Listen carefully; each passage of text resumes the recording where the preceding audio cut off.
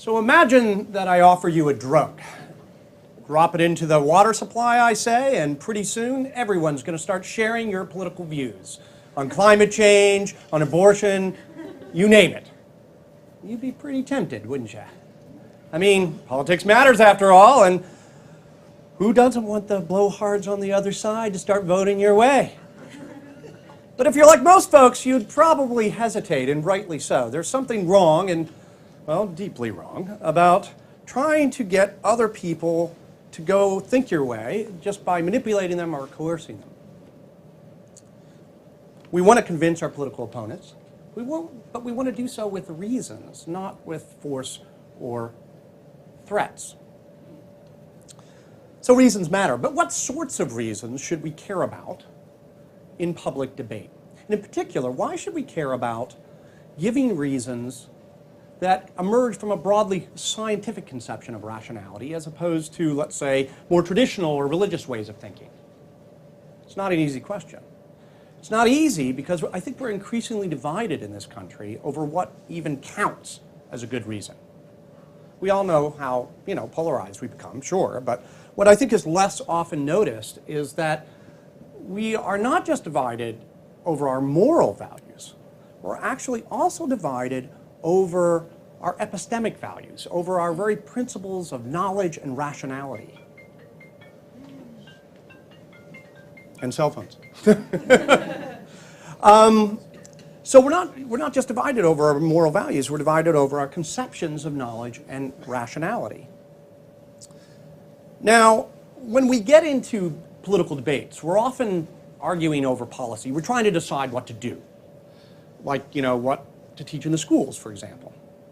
But before we can decide what to do, we've got to agree on some of the facts, like which textbooks are accurate and which aren't. But before we can decide on the facts, and agree on the facts, we've got to agree at least on some of the principles and methods we use to figure out what the facts are, for figuring out the facts. And that's where we are right now in this culture. I mean, debates over climate change, evolution, even the history of the United States are not just about those subject matters anymore. They're also about whether we should give more weight to observation and logic, or more weight to, let's say, consulting sacred texts, at least some of the time. Now, when debates get to this point, they can seem really impossible to resolve. Because it's, if you think about it, it's going to be really hard to give reasons for your very standards of reasons without begging the question, without assuming what you're trying to prove. You're going to end up arguing and defending science with science and religion with religion, and the other side is going to cry foul. So it seems to me that disagreement over reasons, while a central problem, doesn't necessarily show that disagreement per se is bad. I mean, democracies thrive on disagreement. After all, the noted political philosopher John Rawls said that, democracies inherently involve dialogue between incompatible but reasonable doctrines. But there's the rub.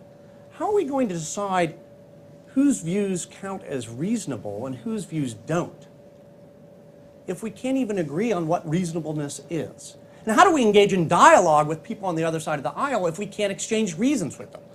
Newsflash, we don't, and we can't.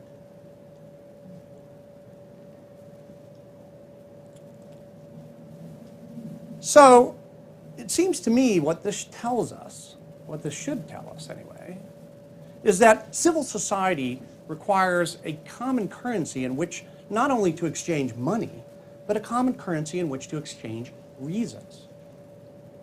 And in my view, this common currency should be founded on principles of a broadly scientific conception of rationality. But not because those principles and the methods they endorse are more accurate, although I do think they're more accurate, but because using those sorts of principles in public debate respects our autonomy more. It's more democratic than using principles and methods that appeal only to authority or religion. Okay, so imagine Imagine we're going to get in a spaceship and blast off to another planet. Okay, call it parallel Earth. What do we know about parallel Earth, you ask? Well, we know it's going to have great beaches and excellent happy hour specials. And we know that the people there are going to be humans like us, and that the Earth is going to be, parallel Earth is going to be a lot like our Earth, and that there's going to be societies there a lot like our societies, and so forth and so on. But we don't know two really important things about it. The first thing we don't know is we don't know who we're going to be when we go to parallel Earth. We don't know what our race is going to be, what our gender is going to be, our income level, our education level, or our religion, et cetera, et cetera. And we also don't know, and this is the really weird part, we also don't know what principles and methods for accessing the truth are going to be accurate on parallel Earth. So, on parallel Earth, it might turn out that consulting the sacred text really is the best method for learning about the truth. Or maybe not. Maybe no method is going to be accurate. We just don't know. But suppose we had to decide anyway, before we got in the spaceship and blasted off, we had to decide what principles and methods for accessing the truth we were going to privilege or give weight to in public debate once we got there. What would we go on? Well, we know we can't say, well, let's just privilege the ones that are accurate because we don't know what those are. And it wouldn't be wise or in our self-interest, it wouldn't be smart, really, to just say, well, let's just go with whatever principles and methods are endorsed by the people in power on parallel Earth, right? Because we don't know who those people are going to be, and we don't know, whether we're going to be amongst them. For the same reason, it probably wouldn't be smart or in our self-interest to go for, just let's go and take up whatever principles and methods are going to be suggested by the sacred texts on parallel Earth, because we don't even know, for example, whether we're going to be able to read those texts. So what are we going to go on? How are we going to make this decision? Again, when we don't know who we're going to be, and we don't know which methods are going to be accurate. Well, it seems like it would be reasonable to go for those methods and principles for accessing the truth that emerge out of sort of shared capacities we have as human beings. Capacities to observe our environment, or to think logically, at least to some extent, about that environment and about our thoughts about it. I mean, even if those methods, for some bizarre reason, turned out not to be accurate, at least we know going in that these are methods and principles that are inclusive, that we have a reasonable chance of sharing, using, once we get to parallel Earth, just because we're human beings. So this little, science fiction story, little political fable I just told you, of course, comes from work by Hobbes and Rousseau and Locke and John Rawls. And I think it really shows us something important about the value of giving reasons that are based on this broadly scientific conception of rationality I've been talking about.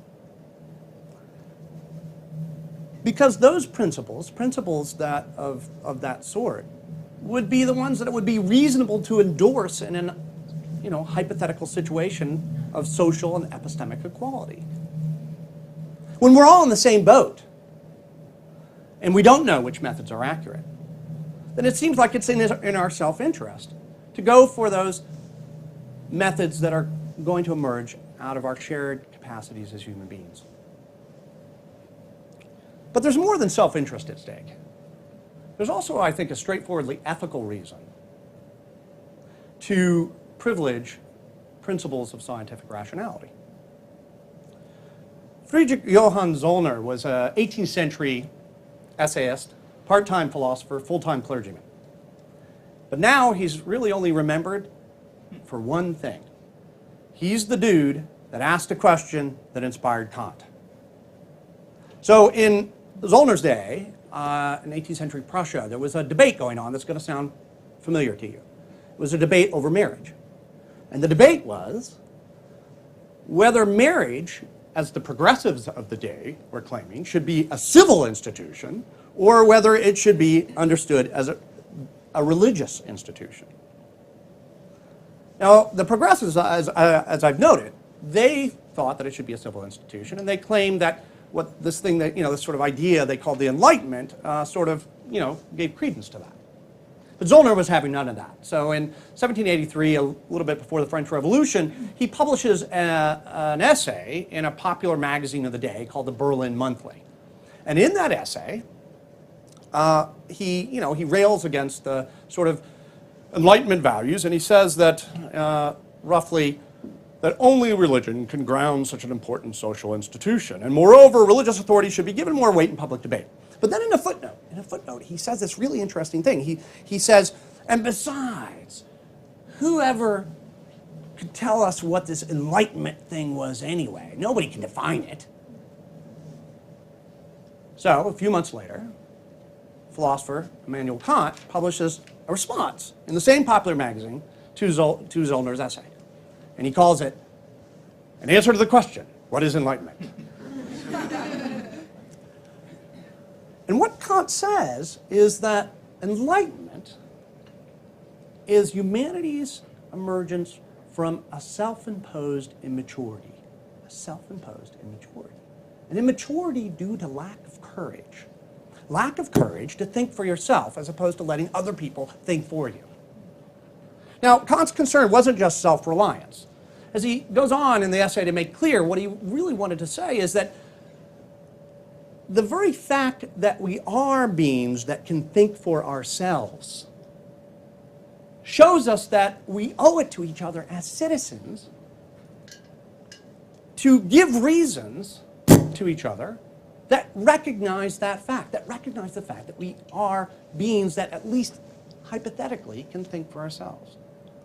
And I think this is, gets at a second and straightforwardly ethical reason for giving some weight to the principles of scientific rationality in public debate. Even if you do know the truth, even if you're the Oracle of Delphi or Plato's philosopher king, you shouldn't just appeal to that authority when justifying or giving reasons for your views about what you think is true. You should try to give reasons that other human beings can recognize as reasons, at least because, in part, they're human beings. When I give you reasons like that, then I'm treating you as a being that can, at least hypothetically can make up your own mind.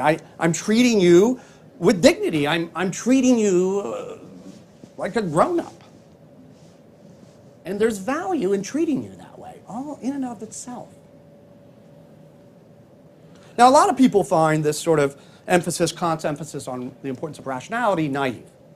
And, of course, a lot of psychological data, not to mention common sense, tells us that we're really freaking rotten reasoners on the individual level. I mean, we overgeneralize, we're rife with prejudice, we forget to carry the one. I mean, and that's just me, So on the individual level, we're really bad reasoners. But that doesn't mean that we should give up on reason in the public domain. What it means is that we need to erect public institutions that promote the exchange of reasons, that promote what Kant would have called public reason. Institutions can help us overcome our private limitations, our personal limitations. That's in part what institutions are for. So that's why I think that even if you think that the Bible or the Quran or Dianetics is the ultimate guide to the truth in your private life, in your public life, you should be supporting institutions like the NEH or the NSF or, frankly, even this one. Because institutions that promote the exchange of reasons of the sort that I've been talking about are doing the work of democracy.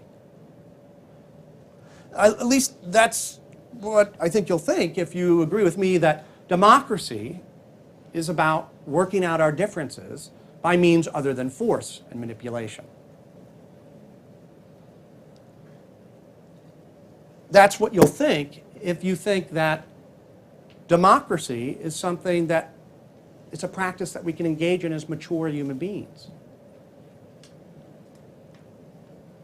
That's what you'll think if you think that democracy involves respecting each other's autonomy. And that, as I said, is what I think is the most basic reason for privileging principles of scientific rationality in public debate. Now, there's, of course, an alternative way of looking at things. There's a different way of looking at things. You can see politics as war by other means, right? But once you start thinking of things in that way,